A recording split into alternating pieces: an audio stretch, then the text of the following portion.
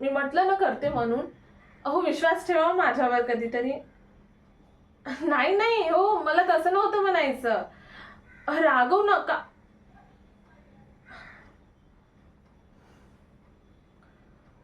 काय माझं मेलीचं नशीब, का मी लग्न करून आले या घरात देव जाणे. हो, चूक माझीच.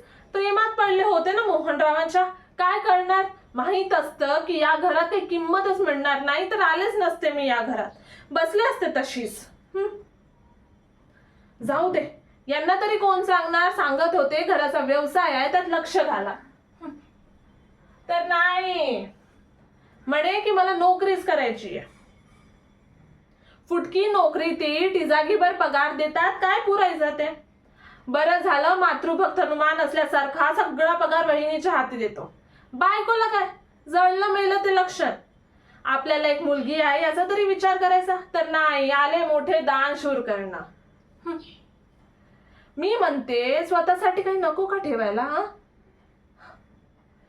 चल, आतापर्यंत स्वयंपाक राहिला, नाहीतर ती सुपर्णा आहे.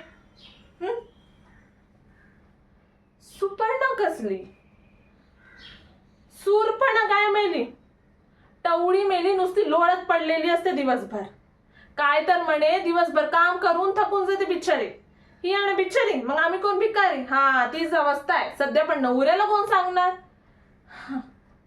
मी पण आपल्या मुलीसाठी या बुक्क्यांचा मार सहन करते, केवळ आपल्या मुलींसाठी.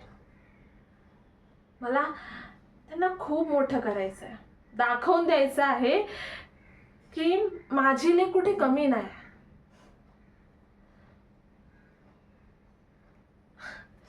बाबाजी, माझ्यावर आणि माझ्या मुलींवर नेहमी आपली कृपा दृष्टी अशीच बनवून ठेवा.